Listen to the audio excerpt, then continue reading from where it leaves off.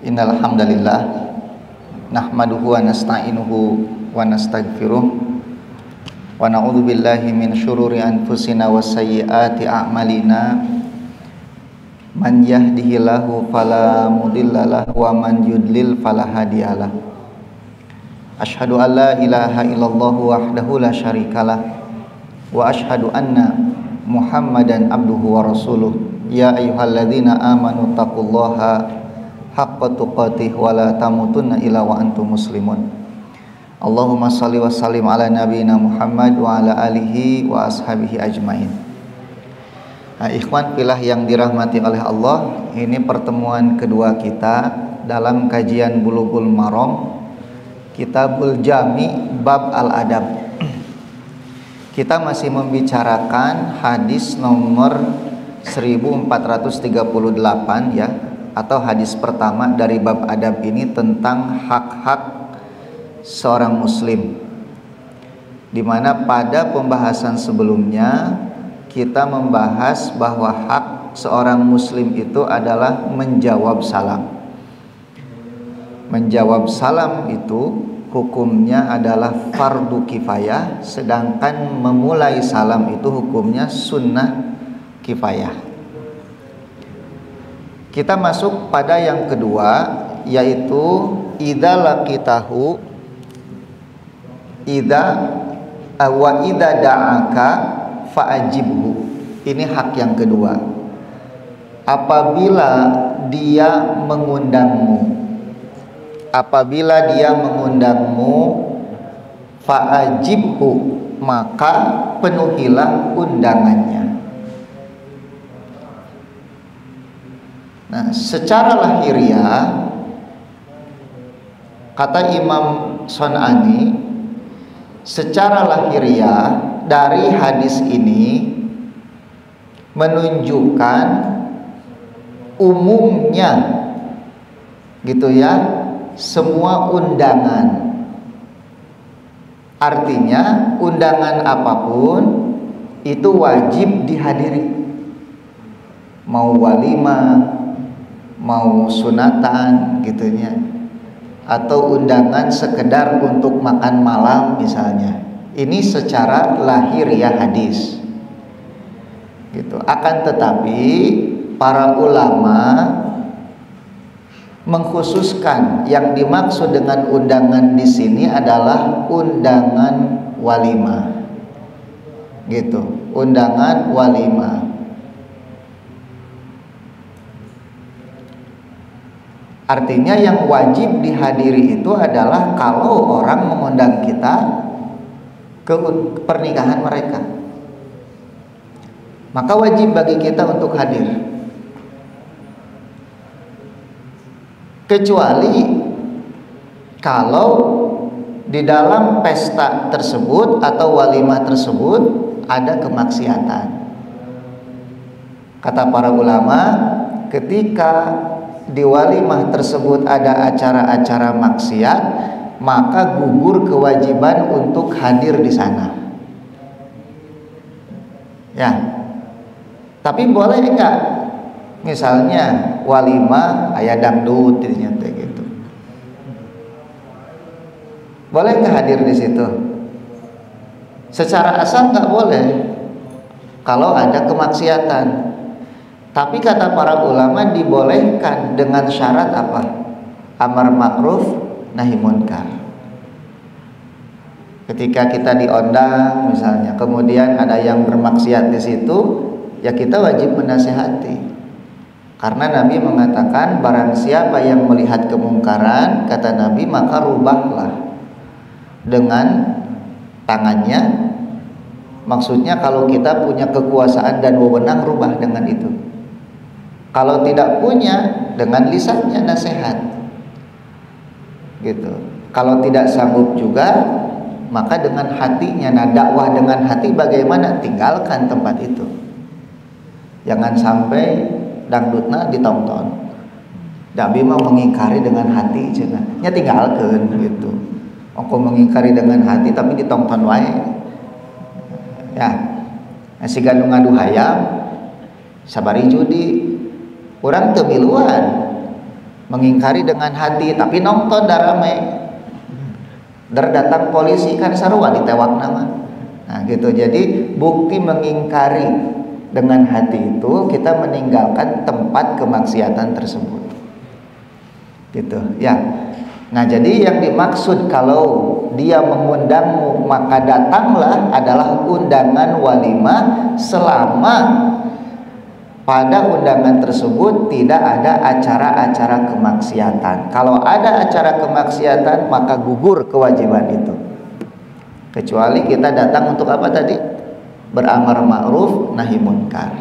Gitu. Yang ketiga, hak seorang muslim itu adalah idza istansohaka fansohu. Kalau dia meminta nasihat, maka nasihati. Ya, kalau minta nasihat, nasihati. Dengan syarat tentu kalau kita punya ilmunya. Karena nasihat itu kan ilmu. Ya, kalau tidak punya ilmunya, ya jangan memaksakan diri gitu. Nasihatnya naon sih? Nasih itu artinya murni. Susu murni dina bahasa Arab labanun nasih atau labanun khalis, sama dengan khalis. Nasih itu artinya murni. Artinya apa? Orang yang menasehati itu dia memberikan wejangan, petunjuk itu murni, ikhlas karena kebaikan, menginginkan kebaikan. Makanya kata para ulama, nasihat itu adalah iradatul khair lil ghair. Jadi keinginan kita untuk memberikan kebaikan pada orang lain itu nasihat. Makanya nasihat itu dalam kebaikan. Kalau ada orang menunjukkan pada keburukan, lain nasihat utama. Gitu. Saya butuh modal cenah usahanya di mana nginjem Bang Emo, lain nasihat utama. Ya. Kenapa? Karena dia menjerumuskan orang itu pada dosa.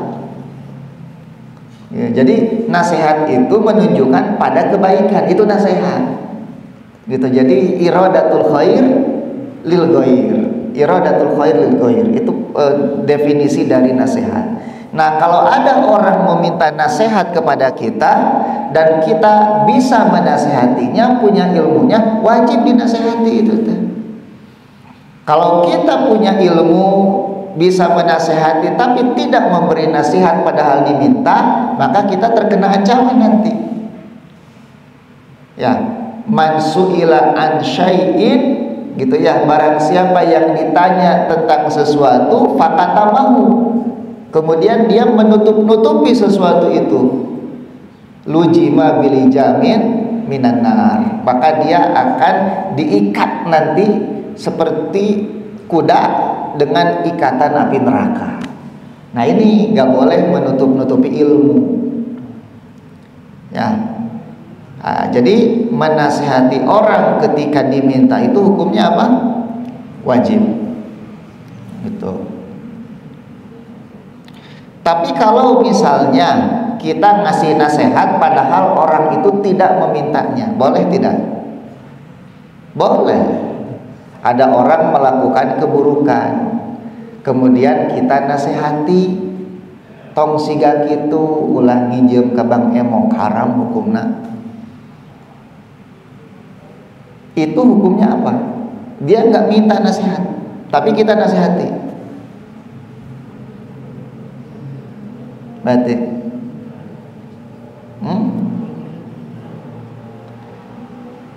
kalau melihat kemungkaran, nah di sini jadi ada dua ini.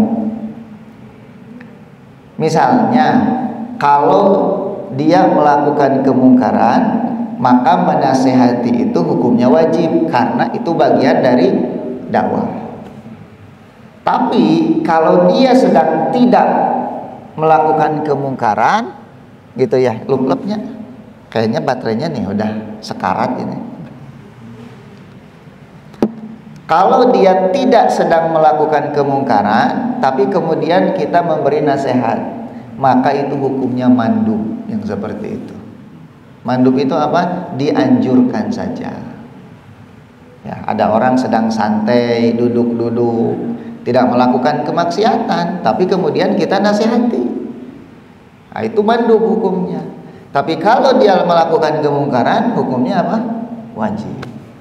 Karena barang siapa yang melihat kemungkaran kemudian diam saja, kata ulama, fa innahu syaitonun akhras, dia adalah setan bisu. Nah, itu yang keberapa itu? Yang ketiga.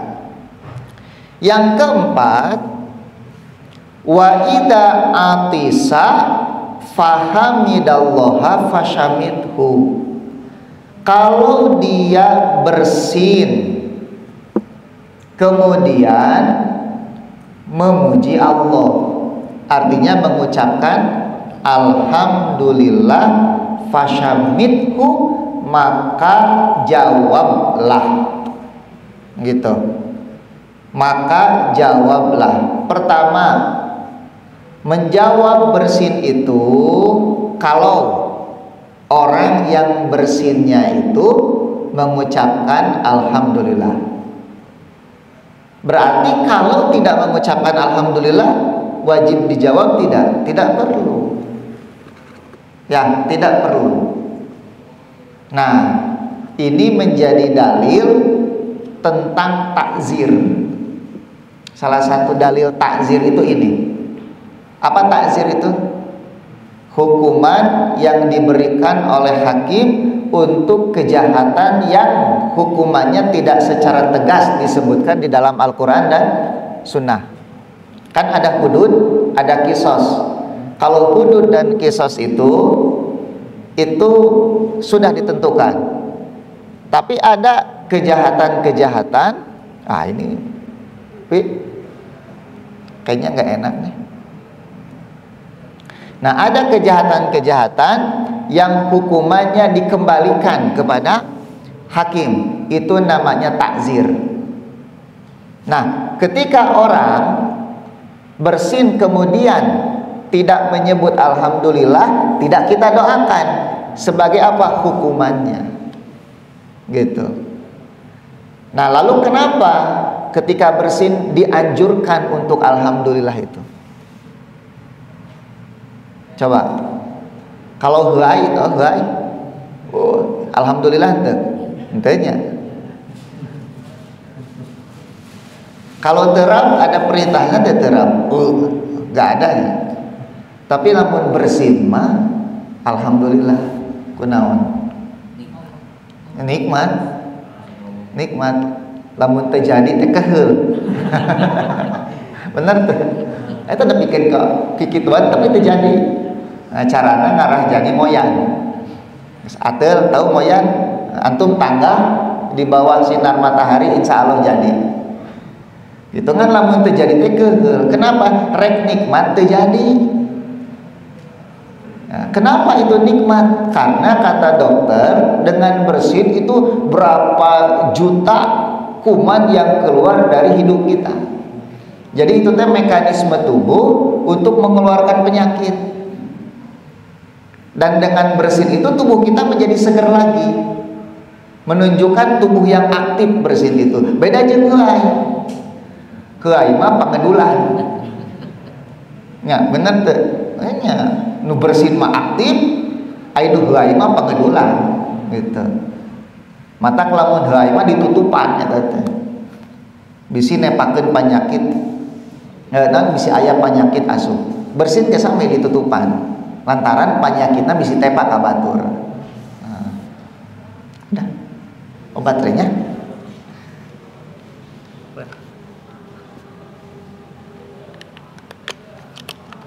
Baru itu. Katanya sih baru diganti baterainya. Tapi udah ini. Ini lama ini lama ini. Masa kayak gini?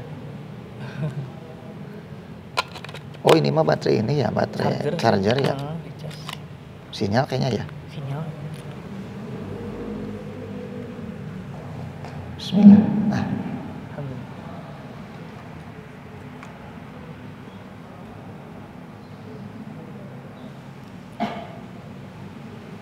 nah, jadi menyebut alhamdulillah itu sebagai tanda syukur karena Allah sudah mengeluarkan penyakit dari tubuh kita.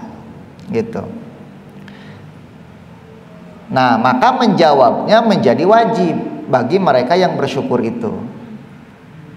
Menjawabnya seperti apa? Yarhamukallah. Tuh lihat. Jadi ketika orang bersin, dia teh sedang dirahmati oleh Allah Subhanahu wa taala. Jadi bersin itu bukti rahmat, bukti kasih sayang Allah kepada kita. Karena dengan bersin itu berapa banyak penyakit yang keluar dari tubuh kita. Jadi bersin teh tong dianggap enteng.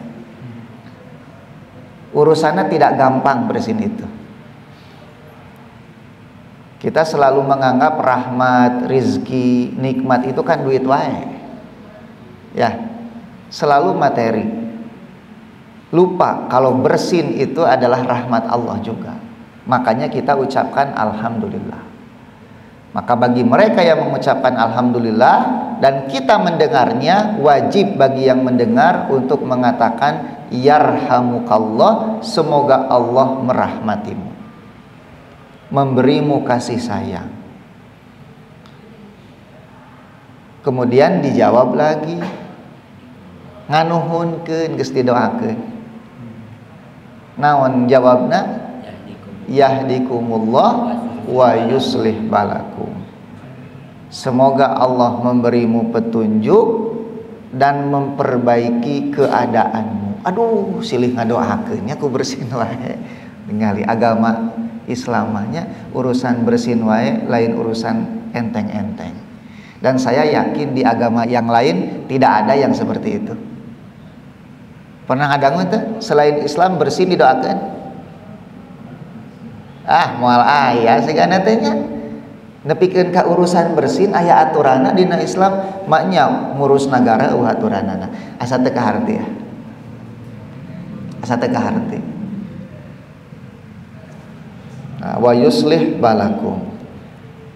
Boanya hidup kita selalu mendapatkan kenikmatan, kita selamat pergi ke sana kemari, rezeki dimudahkan, dihindarkan dari kesulitan teh eta teh kusilih ngadoakeun nalika bersin urang teh. Makanya jangan malu-malu ketika bersin mengucapkan alhamdulillah, kemudian yarhamukallah dan yahdikumullah wa yuslih balakum. Kadang orang menyebut alhamdulillah teh diempet-empet. Lamun bersin biasanya sabaraha kali? 2 kali. Tah, 2 kali ucapkan alhamdulillah. Tapi lamun 3 kali eta teh lain yarhamukallah deui. Syafaqallah. Kenapa? Antaran gering. Keur flu. Nah, kata para ulama, kalau orang itu bersin 3 kali kemudian mengucapkan alhamdulillah, jawabnya bukan lagi yarhamukallah tetapi syafaqallah. Fa innaka mazkum, gitu. Kamu sedang flu. Ya, kamu sedang flu. Eta anu kasabaraha eta teh? Anu kaopat. Ayeuna anu kalima nyaeta wa idza maridha fa'udhu. Kalau dia sakit maka tengoklah, gitu ya, maka tengoklah.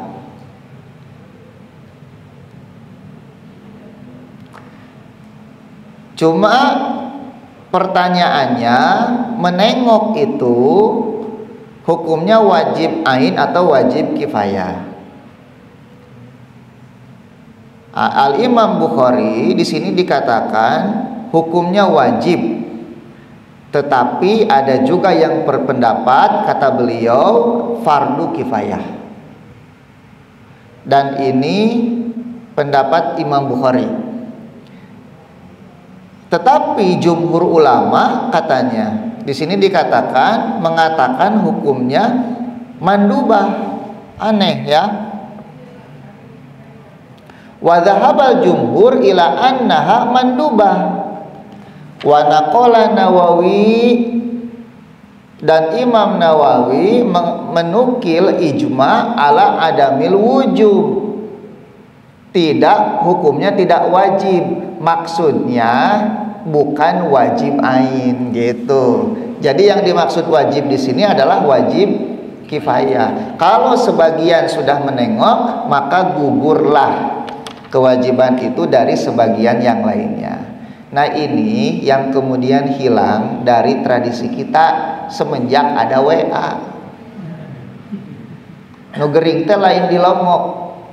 Cukup didoakeun di WA syafaqallah kitu we hungkul ngalongokna mah teu.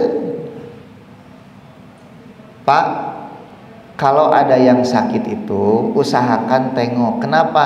Menengok itu membesarkan hati orang yang sakit. Ketika kita punya teman, saudara teu dilongok teh asa dipikeun eta teh. Meni cenah. Eueuh nu ngalongok saurang-urang acan. Sekarang kalau kita dalam posisi sakit, nu ngalongok Pak, kumaha perasaan kita? Ya, jadi tidak cukup di WA. Orang hanya mengatakan syafaqallah, syafaqallah, Allah ngadoakeun. Tetapi Nabi itu mendoakan sambil menjenguk.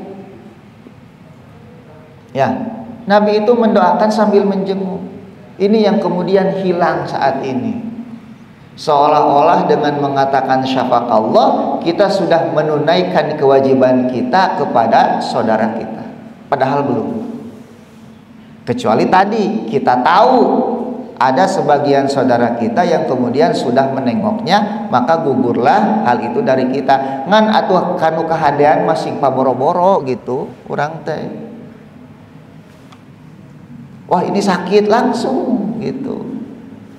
Mawa tuangeun.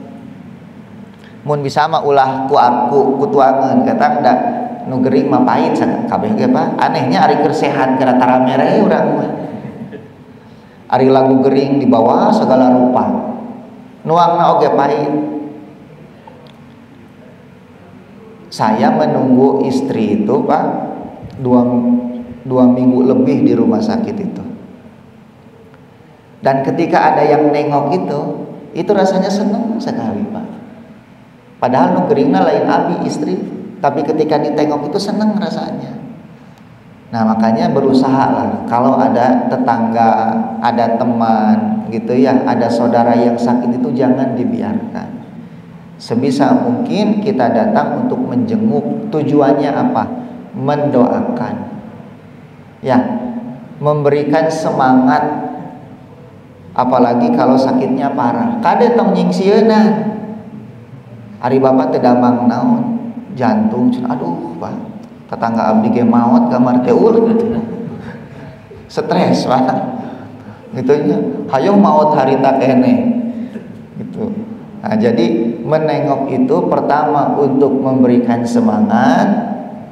Kalau sakitnya itu penggugur dosa, meningkatkan derajatnya di sisi Allah, kan gitu ya. Yang kedua, untuk menasihati supaya terus bersabar, ulah ngarasulah gitu. Yang ketiga, mendoakan semoga cepat sembuh. Ya mudah-mudahan sembuh, lamun maut mah nya beda deui we, eta nu penting orang sudah mendoakan gitu. Nah, jadikan ini kebiasaan ya, kalau ada yang sakit itu tengok Pak, ulah diantep. Fa'idha maridha fa'udhu, kalau dia sakit maka hendaklah dijenguk. Bahkan Nabi Shallallahu Alaihi Wasallam itu Pak kadang menjenguk itu tujuannya untuk berdakwah juga. Ya, itu Nabi Shallallahu Alaihi Wasallam. Nah, di sini dikatakan bahwa Nabi pernah menengok seorang zimmi. Zimmi ini kafir ya. Jadi Nabi itu dulu punya apa? Punya pembantu orang Yahudi. Kemudian sakit. Maka Nabi menjenguknya. Ketika Nabi menjenguk, Nabi mengatakan kepada dia, aslim, kata Nabi, masuk Islamlah. Anak itu melihat kepada ayahnya. Nabi mengatakan aslim, masuk Islamlah. Kemudian lihat kepada ayahnya. Kata ayahnya, ati Abul Qasim, taati ayahnya Qasim itu. Maka dia pun bersyahadat. Kemudian Nabi mengatakan, segala puji bagi Allah yang telah menyelamatkan anak ini dari api neraka. Bapak nama tak masuk Islam. Masuk Islam teh eta we budakna. Tapi marentahkeun ka budakna asup Islam gitu. Ta Yahudi teh gitu, Pak. Loba omong tapi eueuh bukti. Loba catur tanpa bukur. Mata lamun orang Islam loba catur tanpa bukur siga Yahudi eta gitu. Nah, no terakhir wa idza mata fatbahu, kalau dia mati ikut. Lain ngilu maut kadenya. Ya bisa salah nerjemahkeun. Kalau dia mati maka ikuti, maksudnya ikuti jenazahnya ke kuburan gitu. Ya, ikuti jenazahnya ke kuburan. Nabi pernah mengatakan gitu ya, Nabi pernah mengatakan apa? Barang siapa yang menyolatkan jenazah maka baginya 1 qiraat. Tapi barang siapa yang mengikutinya sampai ke kuburan kemudian dikubur baginya 2 qiraat. 1 qiraat itu sebagaimana? Nah, Nabi mengatakan seperti gunung Uhud gitu. Pak lamun Bapak ka Mekah ka Madinah eta salat jenazah teh unggal usik, Pak. Bahkan setelah sholat wajib itu hampir dipastikan ada sholat jenazah. Eta teh pahalana sakiron sagede gunung Uhud. Sholatna di Masjidil Haram dikalikeun 100.000 kali lipat. Waduh, Pak, moal meunang di masjid ieu masa kitu. Moal meunang. Matak lamun aya tatangga mau teh mun bisa mah urang mengurusna. Matak diajar cara memulasaran jenazah sesuai dengan sunnah Nabi Sallallahu Alaihi Wasallam. Jangan kadang-kadang gitu, Pak, geus diajar teh sok poho deui lantaran ditunggu-tunggu eueuh nu maot wae kana kitu tah. Poho deui ditungtungna teh. Da urang mah lamun ngomongkeun nu maot nu kabayang teh batur we nu maot teh. Padahal urang ge bakal. Nah gitu Pak ya. Jadi usahakan kalau ada tetangga wafat itu kita ikut mengurus, minimal kita menyolatkan dan mengikuti jenazahnya sampai ke kuburan. Dan itu hukumnya fardu kifayah. Hukumnya fardu kifayah. Selesai Pak. Satu hadis hak muslim sesama muslim itu ada berapa? 6. Yang pertama menjawab salam. Yang kedua menghadiri undangannya. Yang ketiga memberi nasihat kalau dia meminta nasihat. Yang keempat kalau dia bersin dan mengucapkan alhamdulillah maka kita doakan yarhamukallah. Yang kelima apa? Menjenguknya kalau sakit. Dan yang keenam mengikuti jenazahnya sampai dikuburkan. Nah itulah hak sesama muslim. Dugi kadinya Pak aya patarasan teh ngatosan isa mangga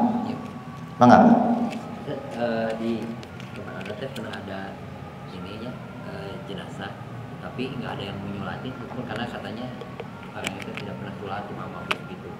Nah menyolatin juga nggak ada yang mau gitu gimana? Iya. Gimana kubur?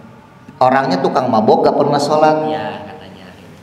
Ya kalau memang warga atau masyarakat di situ punya keyakinan orang yang meninggalkan sholat itu adalah kafir, karena kan Imam Ahmad berpandangan seperti itu sah-sah saja, dibolehkan.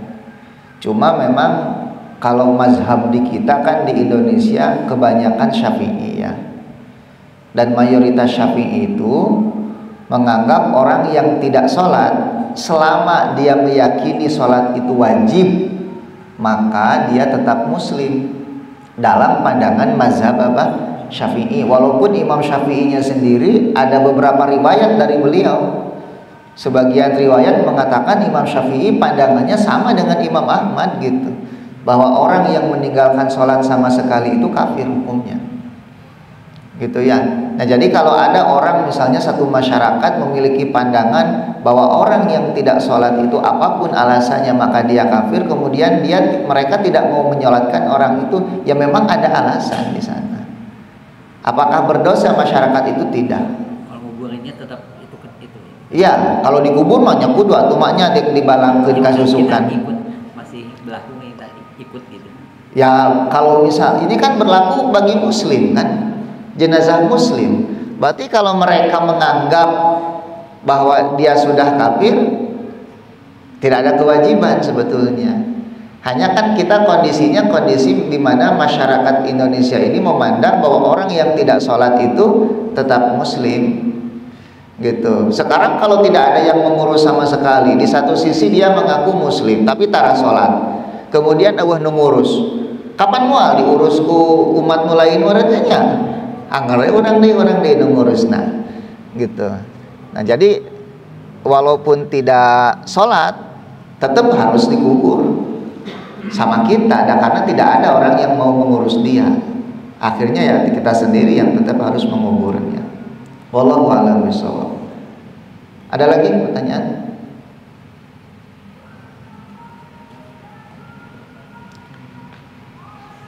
Isa tabu sabara Isa? Hah? 5 menit itu? Ayo 5 menit yang patarosan? Ya.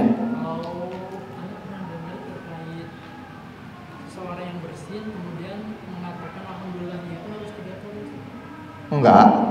Fahamidallah, kemudian dia mengucapkan alhamdulillah satu kali pun cukup gitu. Jadi tidak ada ketentuan harus 2 atau 3 kali, tapi cukup 1 kali. Kecuali nanti dia bersin lagi alhamdulillah lagi, bersin lagi alhamdulillah lagi. Cuma tadi kalau bersin yang ketiga jawabannya sudah bukan yarhamukallah lagi, tetapi syafaqallah, karena dia sudah flu, terserang COVID-19. Ya.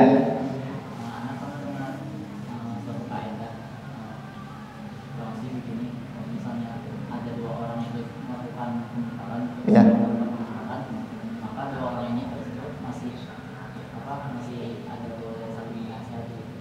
Dua orang melakukan kemungkaran, maka mereka saling menasihati. Iya memang. Jadi kan menasihati itu tidak berarti orangnya harus bersih dulu kan. Dalam artian siapapun yang melihat saudaranya melakukan kemungkaran, dia nasihati walaupun dia mungkin melakukan kemungkaran juga. Hanya meureun nu ieu mah mungkarna leuwih gede gitu. Nu ieu mah mabokna brandy itu mah oplosan si maot gitu.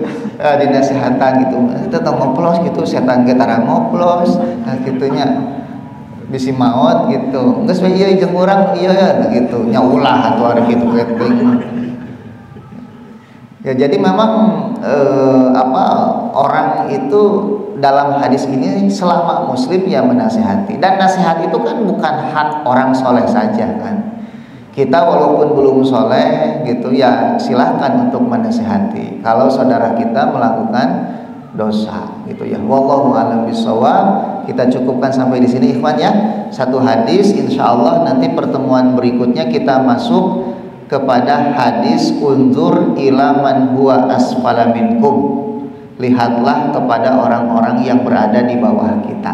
Wallahu a'lam bishawab. Subhanakallahumma wa bihamdika asyhadu alla ilaha illa anta astaghfiruka wa atubu ilaik. Assalamualaikum warahmatullahi wabarakatuh.